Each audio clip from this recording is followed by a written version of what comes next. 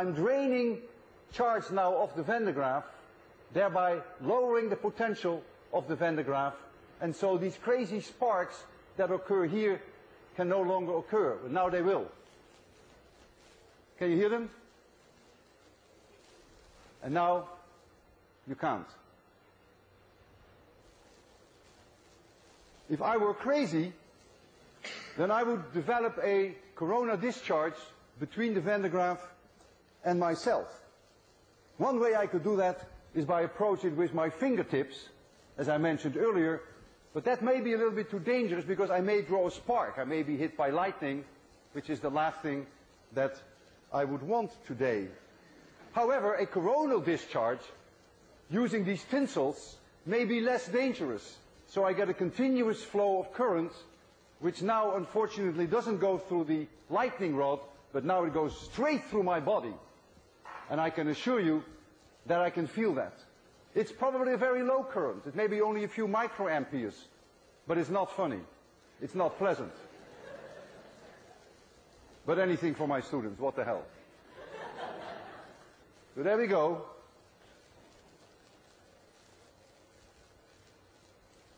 Yeah. You see the tinsels? I'm now in a corona discharge, and I feel the current through my fingers. It's a continuous discharge now. This is St. Elmo's fire. You can't see. Ah, that was lightning. Boy, you got something for your $27,000. Oh, man. Okay. So you saw both corona discharge and you saw lightning. Boy, you were luckier than the first class, by the way.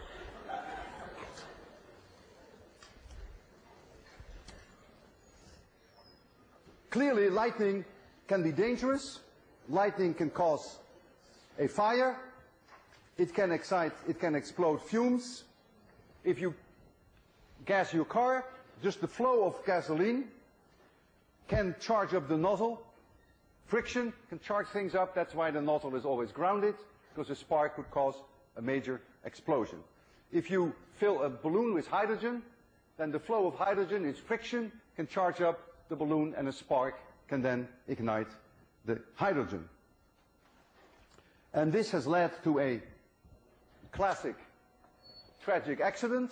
It's a long time ago, but it's so classic that I really have to show this to you. Hitler was very proud of his large airships. They're named after Graf Zeppelin. The Germans called them the Zeppelins. We called them dirigibles or blimps. And one of the largest one that Hitler Germany ever built was the Hindenburg, 803 feet long, had 7 million cubic feet of hydrogen. And the Germans couldn't fill their Zeppelins with helium because they didn't have helium. And the Americans were not going to sell them helium for very good reason. And so they had to fill them with hydrogen. And so the Hindenburg, which was the name of this Zeppelin, came over in May 1937. And when it arrived at Lakehurst in New Jersey, it started a gigantic fire. It came over in 35 hours, transatlantic. And you see here the explosion. May 6, 7:25 in the afternoon. There were 45 passengers on board, and 35 died in this fire. The speculation was that this may have been sabotage. It's still quite possible, although the official inquiry board concluded that it was St. Elmo's fire, that as the ship moored on this mast here, that a spark flew over, and that caused the explosion, the fire. And this was the end of the dirigibles for Germany. Napoleon, also not the nicest man on earth, had the suspicion, when many of his soldiers got sick in Egypt, that this was the result of marsh gas. And they suspected that this bad air that they could smell when they were near marshes, that was the cause of the disease. Bad air in French is malaire, and so they called the disease malaria. And so the way that they tested the air to make sure that the soldiers wouldn't get malaria was to build a small gun, which was like so. This was a conducting barrel, and they would let some of this marsh gas in the gun and put a cork on here, close it off, and here was a sharp pin. This pin was completely insulated from the barrel, the conducting barrel, and then they would put some charge on here so that the spark would fly over there. It's really the precursor of the spark plug that we have in our cars. It's no different. And so if indeed there was then this marsh gas in there, there might be an explosion, and that was a warning then that there may be danger for the soldiers. Well, this morning I was walking through the building. I was in lobby 7, and I smelled some funny, there's a funny smell. And I was just wondering whether perhaps, who knows, at MIT anything can happen, whether there was some gas there that shouldn't be there. And so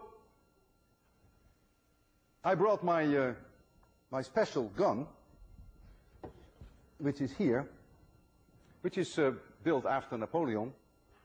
And you see here this little sphere, and I opened it up, the cork here, and I let some of that air in, building 7, and then I decided that you and I will do the test and see whether perhaps there was some gas there that may cause some danger.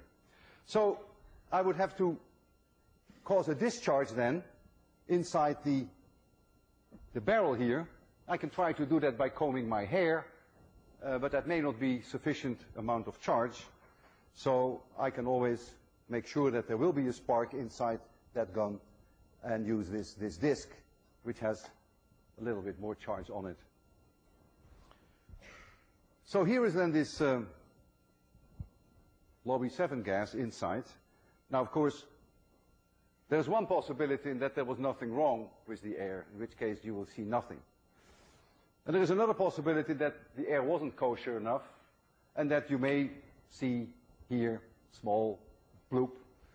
And since it's going to be very small at best, you have to be very quiet, otherwise you won't hear anything. And so let's first try now with my comb. I have my comb here to see whether I can generate a spark inside this barrel. And that may not work, because I'm not sure that I get enough charge on this comb. No, that doesn't work at all. Well, let's see whether we can use this instrument.